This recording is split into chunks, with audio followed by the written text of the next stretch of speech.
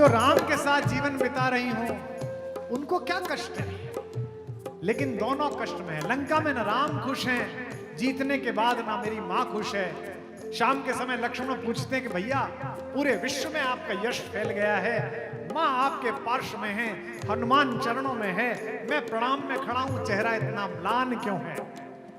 घट रामायण में श्लोक आता है, अपि स्वर्णमयी लंका नमे लक्ष्मण रोचते, जननी जन्म भूमिश्च स्वर्गादपि गरीयसी।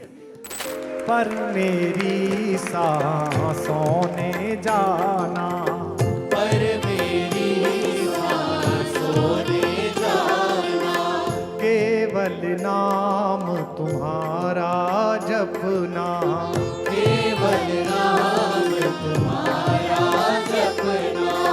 भाग्यहीन जग कुछ भी माने, मैं जानी या बस तुम जाने, सोने के माया मृग पीछे, सोने के माया मृग पीछे, प्रभुता क्यों बोराई। चलो अब लौट चले रघुराई, चलो अब लौट चले रघुराई, चलो अब लौट चले रघुराई, चलो अब। क्या 14 वर्ष बाद केवल राम ही आए थे? क्या उनसे ज्यादा कष्ट सहने वाली मेरी मां सीता नहीं लौटी थी? भारतेश्वरी माता वापस नहीं आई थी? क्या अयोध्या को उनके आगमन पर प्रसन्न नहीं होना चाहिए था? इसलिए मैंने राम पर गीत लिखा। मैंने लिखा कि लंका में रावण की पराजय के बाद विभीषण के अतिथि गृह में संध्या के समय जब पहली सांझ बिताई भगवान राम ने और सीता ने एक साथ, तो शाम के समय भगवान ने माता के मुख की तरफ देखा। यहां विवाहित लोग बैठे हैं, शादी को 25-30 साल हो जाएं तो भाषा गायब हो जाती है, संकेत प्रमुख हो जाते हैं। शाम के समय बैठे बैठे अचानक पति यूं करके देखता है और पत्नी नीचे फोन कर देती है, रसोइये को कॉफी बना लाओ। आदमी कुछ हाथ से ढूंढ रहा होता है और पत्नी चश्मा लाके दे देती है कि लो इसे ढूंढ रहे थे। प्रेम पग जाता है, अस्तित्व में रच बस जाता है। तो राम जी ने सीता जी की तरफ देखा, सीता जी ने अपनी आंखों से जो कहा होगा मैं उसे गीत बनाकर सुना रहा हूं। हजारों लोग पीछे तक सुन रहे हैं, गंगा की लहरें सुन रही हैं। इस सौभाग्य पर इतराइए और मेरे साथ गाइए। आज तक राम की कहानी सुनी होगी जमीन पर बैठकर, ये पहली बार हो रहा है कि मां गोदी में बैठकर आपको सुना रही है, गंगा गोदी। कि चलो अब लौट चले रघुराई, चलो अब लौट चले रघुराई, चलो अब लौट चले रघुराई, चलो अब लौट चले रघुराई। जन जन के हित इस निर्जन में, जन जन के हित इस निर्जन में, हमने उम्र खपाई। चलो अब लौट चले रघुराई, चलो अब लौट चले रघुराई। जो राम के साथ जीवन बिता रही हूं उनको क्या कष्ट है, लेकिन दोनों कष्ट में है। लंका में न राम खुश हैं जीतने के बाद, ना मेरी मां खुश है। शाम के समय लक्ष्मण पूछते हैं कि भैया पूरे विश्व में आपका यश फैल गया है, मां आपके पार्श्व में है, हनुमान चरणों में है, मैं प्रणाम में खड़ा हूं, चेहरा इतना म्लान क्यों है। घट रामायण में श्लोक आता है, अपि स्वर्णमयी लंका नमे लक्ष्मण रोचते, जननी जन्म भूमिश्च स्वर्गादपि गरीयसी। जिस माता की तीनों बहनें उसकी द्योरानी बन गई हो, मांडवी, श्रुतकीर्ति और उर्मिला, उसे सरयू के किनारे बसी हुई अवधपुरी याद तो आती ही होगी।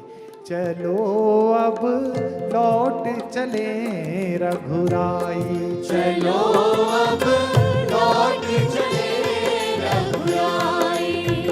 सरयू के तट बिलख रहे हैं, सरयू के तट बिलख रहे हैं, रसते रसता निरख रहे हैं, रसते रसता निरख रहे हैं, सासें देवर संग सहेली, सासे देवर संग सहेली, उर्मिल मांडवी श्रुति अकेली, उर्मिल मांडवी श्रुति अकेली, साथ तुम्हारे सुख बरसा पर, साथ तुम्हारे सुख बरसा पर, अवधपुरी की मुझको निस दिन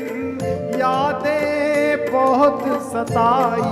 चलो अब लौट चले रघुराई, चलो अब लौट चले रघुराई, चलो अब लौट चले रघुराई, चलो अब लौट चले रघुराई।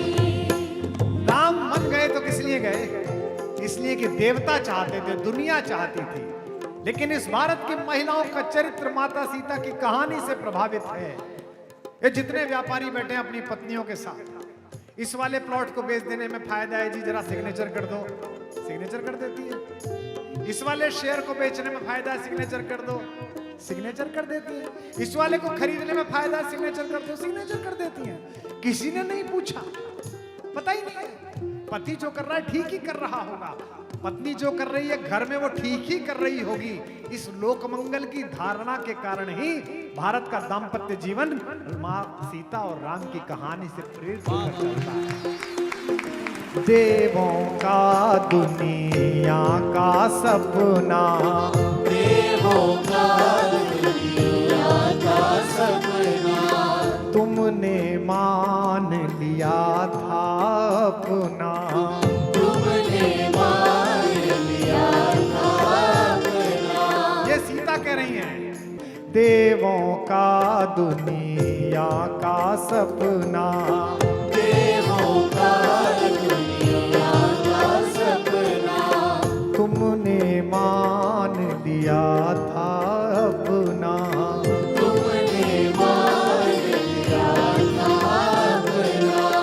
पर मेरी सांसों ने माना, पर मेरी सांसों ने माना, केवल नाम तुम्हारा जपना, केवल नाम तुम्हारा जपना।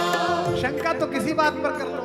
मेरे को जहाज में मिल गया एक, दिल्ली में तो बड़े ज्ञानी है साहब, आप लोग तो बच गए। इतने सारे ज्ञानी है कि हमने घेर के उनका विश्वविद्यालय बना रखा है। एक मुझे प्रोफेसर मिला, वो मुझसे कह रहा था, जहाज में मिल गया, होगा 30-32 साल का। बोला साहब आप अच्छे खासे आदमी थे, ये राम वाम पे क्यों बोलने लगे? मैंने कहा भैया राम वाम नहीं होता, राम इधर है वाम तू है, अलग अलग है दोनों। मैं राम पे बोलता हूं। बोले कि आपके राम इतने ना समझते कि सोने के हिरन के पीछे चले। मैं चुप रह गया, मैंने कहा मूर्ख है। इतने बीच में वो खाना देने वाली कन्या आ गई, व्योमबाला एयर होस्टेस, तो पीछे से उसका छोटा बच्चा आया, उसकी पत्नी पीछे बैठी थी सास के साथ, 1.5 साल का बच्चा था। उसको लघुशंका जाना था, टॉयलेट जाना था। उसने अपने बाप से कहा पापा चूचू आ रही है, तो उसके बाप ने उसी भाषा में बोला अच्छा मेरे बेटे को चूचू आ रही है। तो मैंने उससे पूछा कि आप इसी भाषा में क्लास पढ़ाते हो क्या? बोले नहीं नहीं, ये तो मैं इसका मन रखने के लिए अभिनय कर रहा हूं। मैंने कहा तू अपनी औलाद का मन रखने के लिए अभिनय कर सकता है, तो हमारा बाप भी जब पृथ्वी पे आया तो हमारा मन रखने के लिए अभिनय किया और सोने के हिरन के पीछे भागा। पर मेरी सांसों ने जाना, पर मेरी सांसों ने जाना, केवल नाम तुम्हारा जपना, केवल नाम तुम्हारा जपना। भाग्यहीन जग कुछ भी माने, मैं जान जाने सोने के माया मृग पीछे, सोने के माया मृग पीछे प्रभुता क्यों बोराई। चलो अब लौट चले रघुराई, चलो अब लौट चले रघुराई, चलो अब लौट चले रघुराई, चलो अब। अंतिम मंद पढ़ रहा हूं इस कविता का। चलो अब लौट चले रघुराई, चलो अब लौट चले रघुराई। ये सवाल इस देश की व्यवस्था से, इस देश के बुद्धिजीवियों से पूछा जाना चाहिए था, लेकिन लोग अपनी अपनी पार्टियों के हित में उलझे रहे, वोट बैंक साधने में उलझे रहे। 75 वर्ष ये सवाल पड़ा रहा, तब जाकर भगवान अपने मंदिर में वापस लौटे। इस सवाल को पूछने में लोगों की जबान लड़खड़ाती है कि एक नदी में नहाने के लिए शुल्क क्यों लगाया गया। यहां दशमेश पिता गुरु गोविंद सिंह के वंशज मुझे दिखाई दे रहे हैं, पगड़ीधारी सिख। इनका पुरुषार्थ और पराक्रम इतना अद्भुत है, पूरे विश्व में एक गुरुद्वारा ढूंढ कर ला दीजिए जो किसी दूसरे के धर्म स्थान को तोड़कर बनाया गया। 24 तीर्थंकर क्षत्रियों के जिस जैन समाज में हुए, एक जिनालय ढूंढ कर ला कर दीजिए जो दूसरे के धर्म स्थान को तोड़कर बनाया गया। ये आप किस तरीके से सोचते हैं हुजूर रेगिस्तान से आकर ऊंट पर बैठकर कि वर्चस्व के लिए पहला काम यही है कि आप दूसरे के मंदिरों को तोड़ दें। जब भगवान का विग्रह प्रकट हुआ अयोध्या जी में और उद्घोषक जी ने बताया, चंपत जी भाई साहब ने कहा कि भगवान के माथे पर जो टीका लगा हुआ है ये सूरत के हीरा व्यापारियों ने भेजा है और इसमें लगे हुए हीरो हीरे 150 करोड़ की लागत के हैं। भगवान के गले पे जो मणियों की श्रृंखला है ये बंबई के व्यापारियों ने बनाकर भेजा है, इसकी 400 करोड़ कीमत है। ये जो 7 दरवाजों पर सोना मड़ा है ये 600 करोड़ है। तो मेरे मन में केवल एक बात आई कि आज से 500 साल पहले जिस जाहिल ने ये सोचकर ये मंदिर तोड़ा था कि हिंदुओं के मंदिर से हीरे जवाहरात मिलेंगे, उन्हें लूटकर हम अमीर हो जाएंगे, बगदाद पार के वो जाहिल आज भी गधे पर सवारी कर रहे हैं और मेरे राम के मुकुट में हजारों के हीरे टंगे हैं।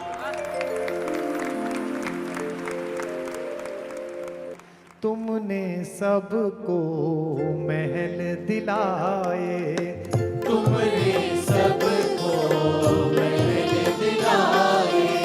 ये मेरी माँ सीता पूछ रही है मेरे पिता राघवेंद्र सरकार से, तुमने सबको महल दिलाए, तुमने सबको महल दिलाए। कहाँ किसी के भवन गिराए, कहाँ किसी के भवन गिराए। फिर क्यों जग के असुर पक्ष ने, फिर क्यों जग के असुर पक्ष ने हम दोनों के धाम डहाए, हम दोनों के नाम डहाए। 5 सदी तक सब व्याकुल थे, 5 सदी तक सब व्याकुल थे। तुम उनके दुख में आकुल थे, तुम उनके दुख में आकुल थे। आज उन्हीं प्रभु के प्यारों ने, आज उन्हीं प्रभु के प्यारों ने कैसी अवध सजाई। चलो अब लौट चले रघुराई, चलो अब लौट चले रघुराई, चलो अब लौट चले रघुराई, चलो अब लौट चले रघुराई, चलो अब रघुराई, चलो अब लौट चले रघुराई। यूं गाइए। अवध में आए गए रघुराई। अवध में आए गए रघुराई, अवध में आए गए रघुराई। नाच रही है दुनिया सारी, नाच रही है दुनिया सारी, नाचे तीनों भाई अवध में